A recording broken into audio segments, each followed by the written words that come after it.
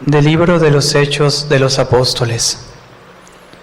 En aquellos días, Pedro, lleno del Espíritu Santo, dijo: Jefes del pueblo y ancianos, puesto que hoy nos interroga acerca del beneficio hecho a un hombre enfermo, para saber cómo fue curado, sépanlo ustedes y sépalo todo el pueblo de Israel. Este hombre ha quedado sano en el nombre de Jesús de Nazaret, a quien ustedes crucificaron, y a quien Dios resucitó de entre los muertos. Este mismo Jesús es la piedra que ustedes, los constructores, han desechado, y que ahora es la piedra angular. Ningún otro puede salvarnos, porque no hay bajo el cielo otro nombre dado a los hombres por el que nosotros debamos salvarnos. Palabra de Dios.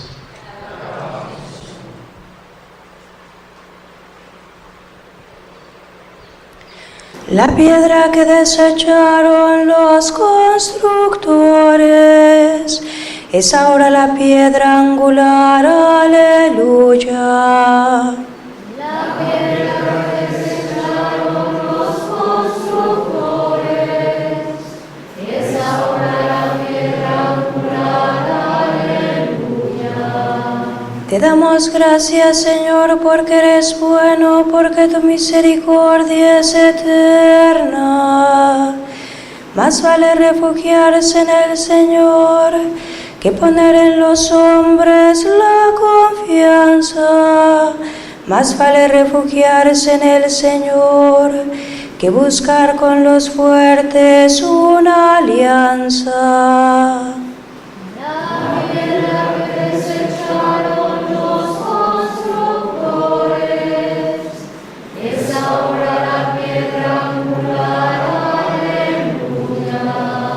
Te doy gracias, Señor, pues me escuchaste y fuiste para mí la salvación. La piedra que desecharon los constructores es ahora la piedra angular. Esto es obra de la mano del Señor, es un milagro patente.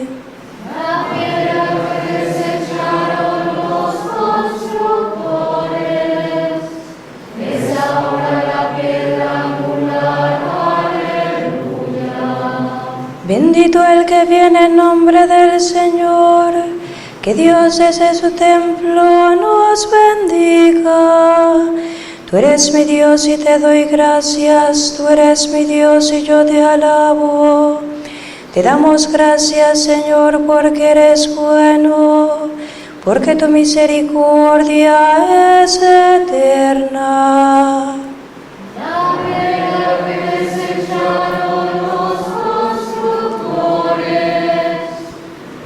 Ahora la piedra angular, aleluya. De la primera carta del apóstol San Juan. Queridos hijos, miren cuánto amor nos ha tenido el Padre, pues no solo nos llamamos hijos de Dios, sino que lo somos. Si el mundo no nos reconoce, es porque tampoco lo ha reconocido a Él. Hermanos míos, ahora somos hijos de Dios, pero aún no se ha manifestado cómo seremos al fin. Y ya sabemos que cuando Él se manifieste, vamos a ser semejantes a Él, porque lo veremos tal cual es. Palabra de Dios.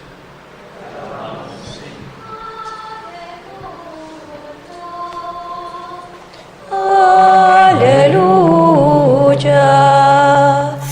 Aleluya. Yo soy el buen pastor, dice el Señor. Yo conozco a mis ovejas y ellas me conocen a mí.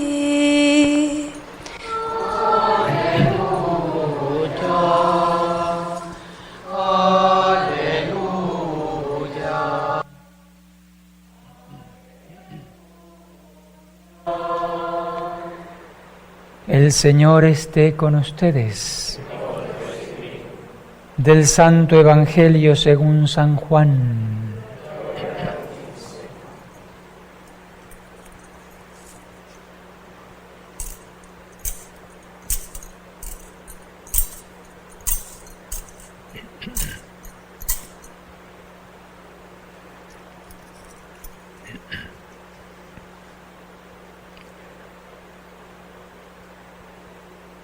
En aquel tiempo Jesús dijo a los fariseos: Yo soy el buen pastor. El buen pastor da la vida por sus ovejas. En cambio, el asalariado, el que no es el pastor ni el dueño de las ovejas, cuando ve venir al lobo, abandona las ovejas y huye. El lobo se arroja sobre ellas y las dispersa, porque a un asalariado no le importan las ovejas. Yo soy el buen pastor, porque conozco a mis ovejas, y ellas me conocen a mí, así como el Padre me conoce a mí, y yo conozco al Padre. Yo doy la vida por mis ovejas. Tengo además otras ovejas que no son de este redil, y es necesario que las traiga también a ellas. Escucharán mi voz, y habrá un solo rebaño y un solo pastor. El Padre me ama porque doy mi vida para volverla a tomar. Nadie me la quita, yo la doy porque quiero. Tengo poder para darla y lo tengo también para volverla a tomar. Este es el mandato que he recibido de mi Padre. Palabra del Señor.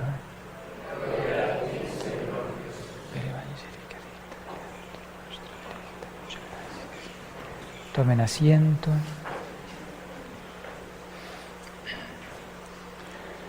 En el nombre del Padre, y del Hijo, y del Espíritu Santo. Amén. Celebramos en este cuarto domingo de Pascua el domingo del buen pastor.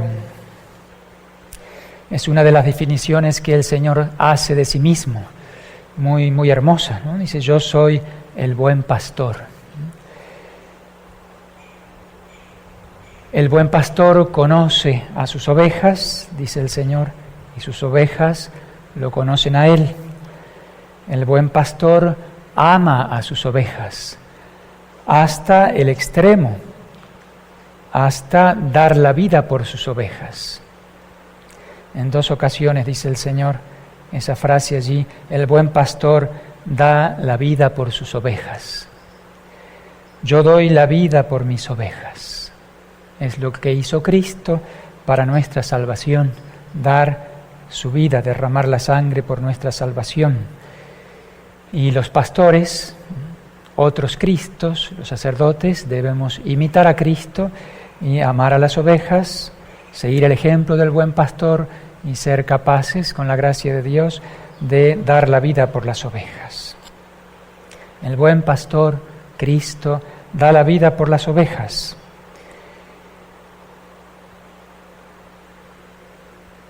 Y se da en alimento de las ovejas. El pastor, dice un santo padre, creo que San Agustín, el pastor se ha hecho pasto de sus ovejas. Una hermosa frase. Ese misterio del buen pastor que da la vida por las ovejas y que a la vez se da en alimento de sus ovejas, es el misterio que celebramos cada día, cada domingo, en la Sagrada Eucaristía. Allí está presente el buen pastor resucitado, toda su realidad, su cuerpo, su sangre, su alma, su divinidad. Y en la Santa Misa, en la Eucaristía, se renueva el sacrificio. Allí el Señor vuelve a actualizar ese amor inmenso por el cual se entrega a nosotros para nuestra salvación. La Santa Misa, en primer lugar, es sacrificio, es la renovación del sacrificio de Cristo en la cruz. Y a la vez es comunión. Son los dos aspectos de la Eucaristía. presencia real, sacrificio y comunión. El Señor se entrega en alimento para que podamos recibirlo, ser alimento de nuestra alma e incluso de nuestro cuerpo, para que tengamos vida y vida en abundancia y podamos identificarnos con Él, con Cristo, y llegar a la vida eterna. A lo largo de toda esta semana, los que han participado de la Santa Misa o los que han seguido las lecturas de esta semana, en el Evangelio de toda la semana se ha leído, se ha proclamado el capítulo 6 de San Juan, el Evangelio de San Juan, que es el discurso del pan de vida. Después del milagro de la multiplicación de los panes, el Señor, frente a esa multitud allí reunida, habla del pan de vida, promete el pan del cielo. Yo soy el verdadero pan venido del cielo. Así como Moisés les dio el pan, ¿no?, el maná, yo soy el verdadero pan venido del cielo, y el que me come vivirá por mí. En aquel momento muchos les parecieron muy duras esas palabras y se alejaron del Señor. Pero Él insiste, el que me come vivirá por mí. Yo soy el pan venido del cielo.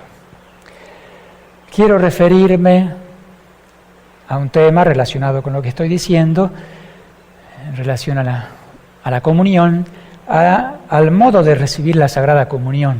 Sé que es un tema que a lo mejor es meter un poco el dedo en la llaga, un tema conflictivo, pero hay mucha confusión al respecto y hay que echar un poquito de luz en ese sentido, al modo de recibir la Sagrada Comunión.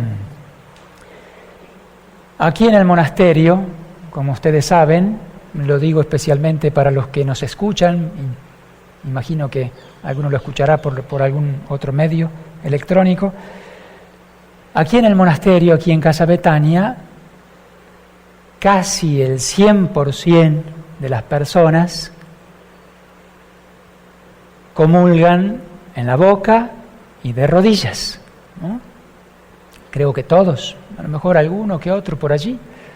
Está permitido comulgar en la mano y si nos piden la comunión en la mano, la damos en la mano.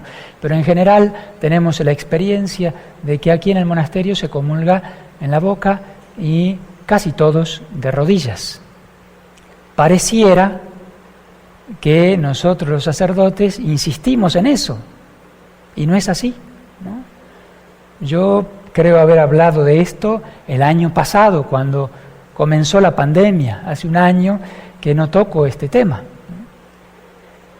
Cuando comenzó la pandemia, mucha gente preguntaba, ¿se autoriza la comunión en la mano? ¿Podemos comulgar en la mano? ¿Es obligatorio? ¿No? Había mucha confusión al respecto y hablé de ese tema. Y entiendo que los otros sacerdotes, estuve preguntando por allí, tampoco hablan ni insisten en la comunión en la boca y de rodillas. Es algo que se da naturalmente. Yo creo que se debe a la devoción de todos los que vienen al monasterio y especialmente de rodillas porque reconocen que allí está Dios y frente a Dios la posición más correcta es de rodillas. No estamos insistiendo en eso ni prohibimos la comunión en la mano. Está permitido, lo han autorizado los obispos que tienen poder para autorizar eso frente a esta situación sanitaria de la pandemia. Y bueno, está permitido y se puede recibir la comunión en la mano, pero no es obligatorio. Algunos entienden mal esa situación, piensan que hay que comulgar sí o sí en la mano. Y algunos sacerdotes incluso niegan la comunión en la boca o niegan la comunión de rodillas. Pues la forma más adecuada, y eso es una realidad objetiva, la forma más perfecta y más adecuada de recibir la Sagrada Comunión es en la boca y de rodillas. Las manos del sacerdote están consagradas, entre otras cosas, para tocar principalmente para tocar la Sagrada Eucaristía. Y la Iglesia durante siglos daba la comunión en la boca. La Santa Madre Iglesia como una madre que da de comer a sus hijos pequeños. Dice Santo Tomás que las manos del sacerdote, lo explica allí, cómo están consagradas para tocar el cuerpo de Cristo. No estoy diciendo que el que comulga en la mano esté pecando, porque está autorizado. Podría a alguien, como hacen muchos, comulgar bien, ¿no?, devotamente en la mano y hacerlo con muchos frutos. Pero objetivamente, viendo las cosas como son, es mejor recibirlo en la boca y mejor recibirlo de rodillas. Eso responde a la realidad del misterio. Cristo está realmente presente allí, esa es la fe católica, y Cristo es Dios. Entonces, la mejor postura frente a Dios es la de la adoración. Somos nada delante de Dios. Nos arrodillamos frente a esa presencia. Es una cuestión de fe. Yo creo que las personas que comulgan sienten que deben hacerlo así. Me refiero a lo exterior, a lo que se ve, ¿no? Objetivamente es la mejor forma de recibir la comunión. Distinto es lo interior, ¿no? Puede ser que una persona en su interior comulgue exteriormente en la mano y su interior esté muy bien, que lo haga con mucho amor, con mucha devoción, por supuesto en gracia de Dios. No es condenable eso. Y puede ser también que una persona comulgue de rodillas y comulgue en la boca y en su interior esté incluso en pecado mortal, ¿no? Podría suceder eso. Dios ve el corazón. Pero lo interior y lo exterior van juntos, ¿no? Lo exterior debe expresar el interior. El que realmente tiene la fe católica y cree en la presencia real, pues exteriormente lo expresa mejor arrodillándose y recibiendo la comunión en la boca.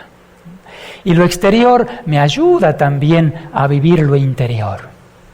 Si yo me acostumbro a recibir, como sucede con muchas personas, la comunión como si fuera, estoy recibiendo una estampita, ¿no?, pues se va decayendo la fe. Entonces lo exterior me ayuda también a tomar conciencia en mi interior de esa realidad. La comunión en la mano se ha ido introduciendo poco a poco en todas partes.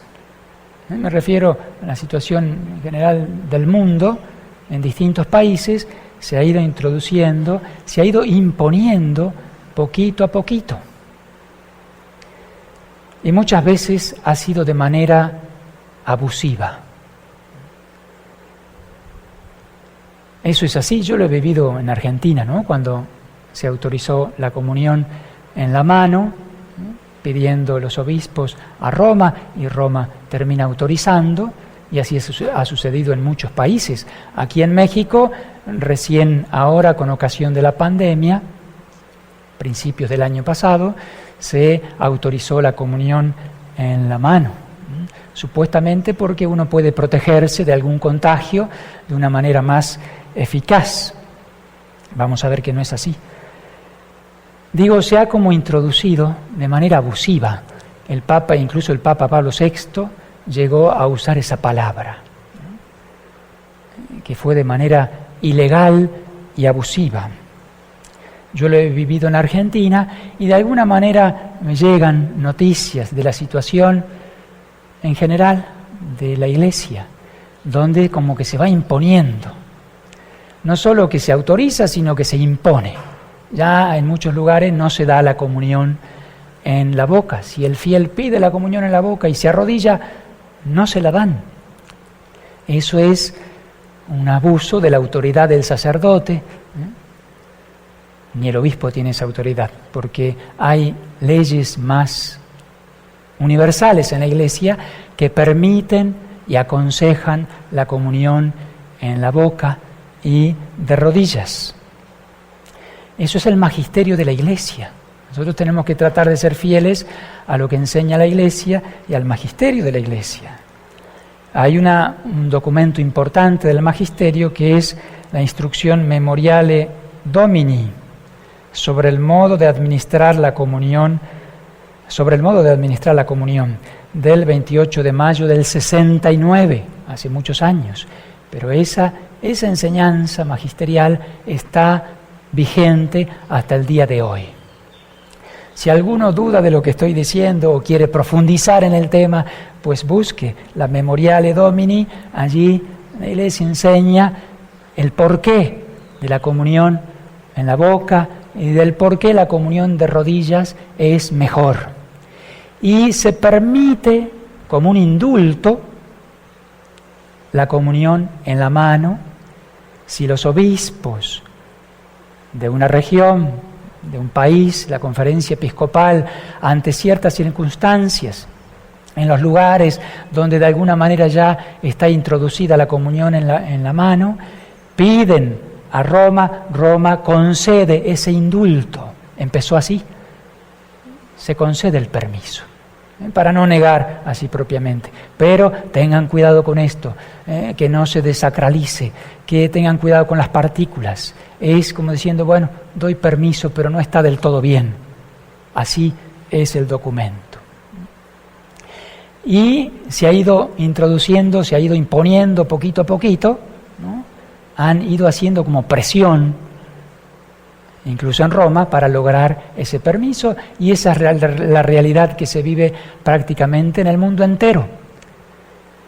México está como atrasado, entre comillas, porque todavía no aceptó la comunión en la mano.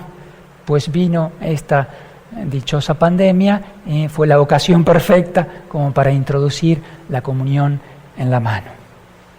Dios quiera que, terminada la pandemia, México vuelva a la comunión en la boca. Dios quiera. Yo lo dudo porque he vivido esa situación en Argentina. Como una vez que se implanta, allí queda. Hay otro documento importante, la Redemptionis Sacramentum, número 91 y 92, que dice claramente, con autoridad, que no es lícito negar la comunión en la boca y de rodillas. Si el fiel pide la comunión de rodillas y en la boca, no se le puede negar.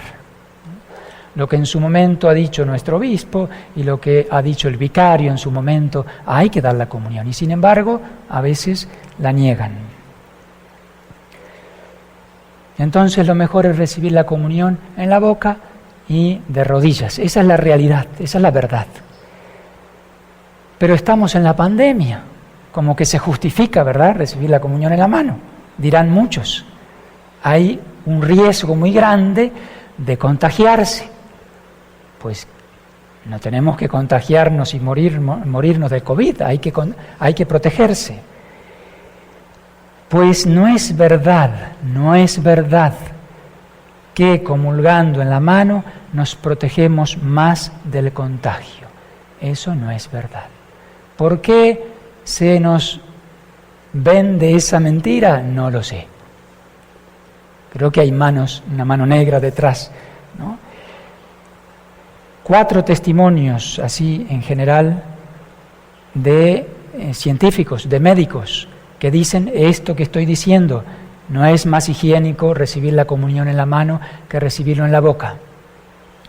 En primer lugar, el profesor doctor Filippo Maria Boscia, no sé cómo se pronuncia, que es el presidente, o al menos era hasta hace poco, presidente nacional de la Asociación de Médicos Católicos de Italia, y un personaje muy importante en el mundo de la medicina.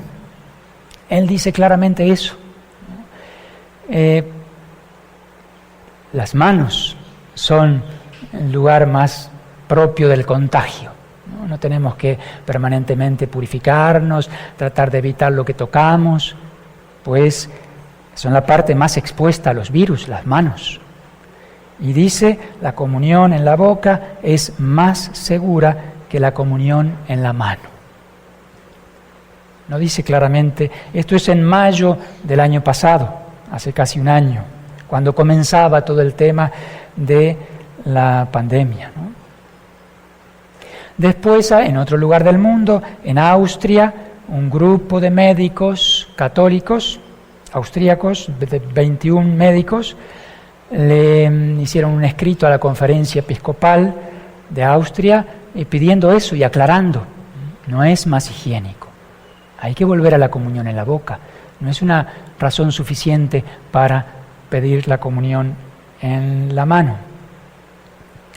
Después, en septiembre del 2020, en Alemania, también un grupo numeroso de médicos, 27 médicos, le escribieron a los obispos de Alemania diciendo, por ejemplo, esta frase: no hay razones médicas para prohibir la comunión en la lengua.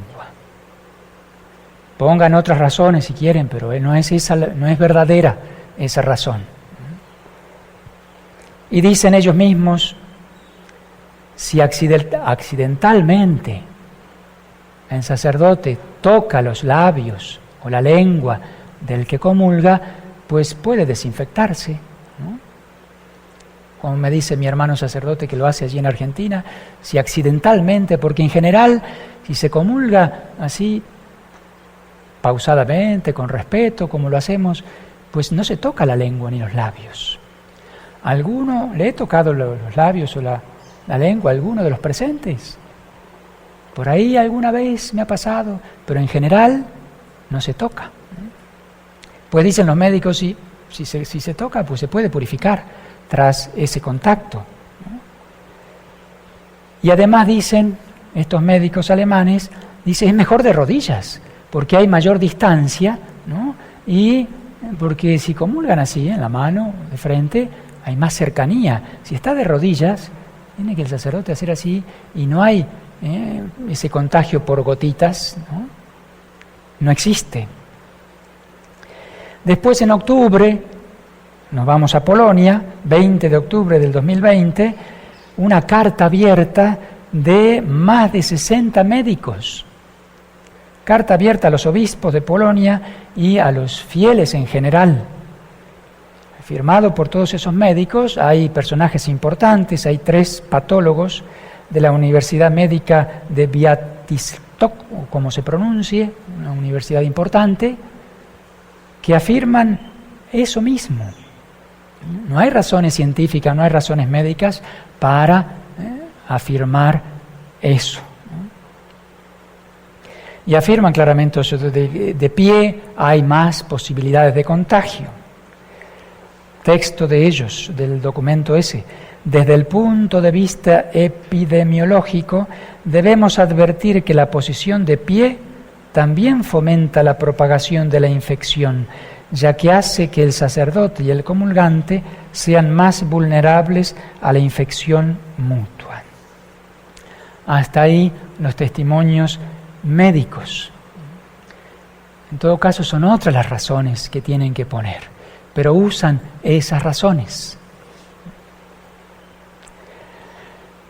Creemos que la comunión en la mano es signo de la desacralización de nuestro tiempo, que en el fondo es falta de fe. Falta de fe en la presencia real de Jesucristo.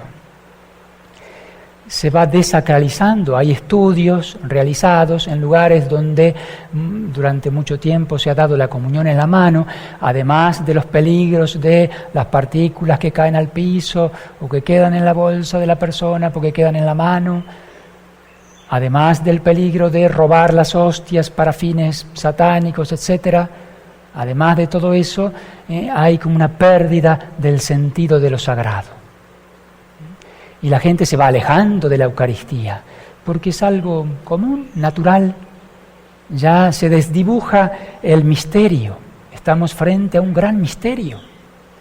Piensen en un niño, donde su fe, un niño que recibe su primera comunión, donde su fe está más como recién naciente, ¿no? Recibe la comunión así nomás. Si su catequesis fue floja, como sucede en muchos lugares, pues es algo más común. Sin embargo, si se arrodilla, ¿no?, si recibe con gran devoción, respeto, ni siquiera puedo tocarlo. Es algo sagrado, ya el signo señala mucho. La comunión en la mano, en definitiva, es fruto del modernismo, de lo que ya a principios del siglo XX señalaba el Papa Pío X, San Pío X, como el modernismo, en una encíclica importante, la Pascendi. El modernismo que a lo largo del tiempo ha ido degenerando en algo que se conoce como el progresismo.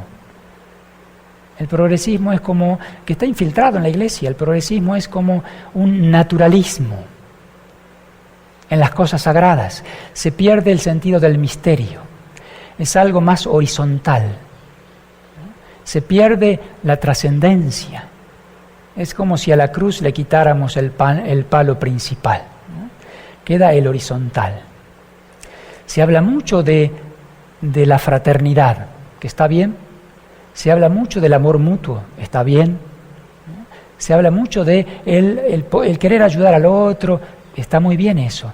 Pero queda como de lado la unión con Dios, la trascendencia, el misterio. Eso es el progresismo. Pues es fruto del progresismo, eso, querer horizontalizar. Cristo pasa a ser mi amigo, es verdad que es mi amigo, pero primero es mi Dios, ¿no? Esa confianza con el Señor tiene que ser ilimitada, pero no es mi cuate, ¿no? Es Dios en primer lugar. Merece todo respeto, me arrodillo delante de Él. Y a la vez una amistad, una confianza llena de amor, ¿no? México había sido preservado de esa desgracia, de la comunión en la mano. Repito, yo lo viví en Argentina, hemos vivido ese proceso duro. México había sido preservado, yo creo que por obra de la Virgen, ¿no? México es de la Virgen, en México hay mucha devoción a la Virgen, y no sé, esto no lo toquen, ¿no? A mi hijo no lo toquen, dijo la Virgen. Pero llegó la ocasión de la enfermedad, de la pandemia, y se introdujo. Ya habían habido intentos con la influenza, qué sé yo, ¿no? La comunión en la mano, y que algunos quedaron con ese permiso y siguieron dando la comunión en la mano, aunque ya no estaba la autorización. En algunos lugares sucedió así. Pues ahora en todo México está autorizado. ¿Pecamos si comulgamos en la mano? No, porque si comulgamos bien, porque está autorizado.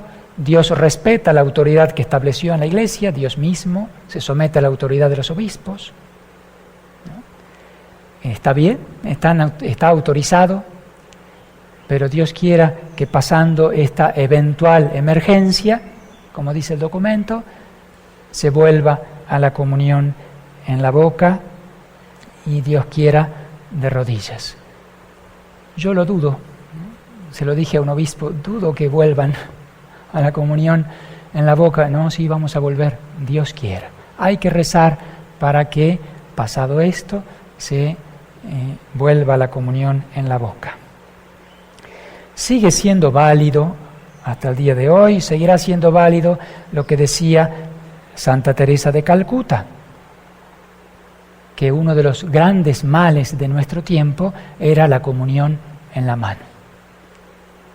Sigue siendo válido. Era consciente Santa Teresa de Calcuta de lo que eso significaba. Algunos piensan que eso es secundario.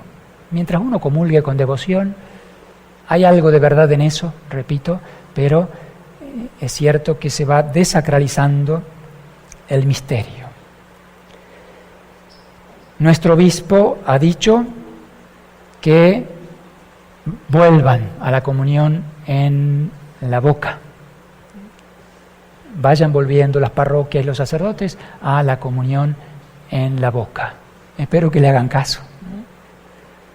Mientras tanto, aquí en el monasterio recibimos con alegría eso que ustedes hacen, ¿no? Recibir siempre la comunión con mucho respeto, con mucha devoción, arrodillados especialmente delante de nuestro Señor Jesucristo. Ave María Purísima.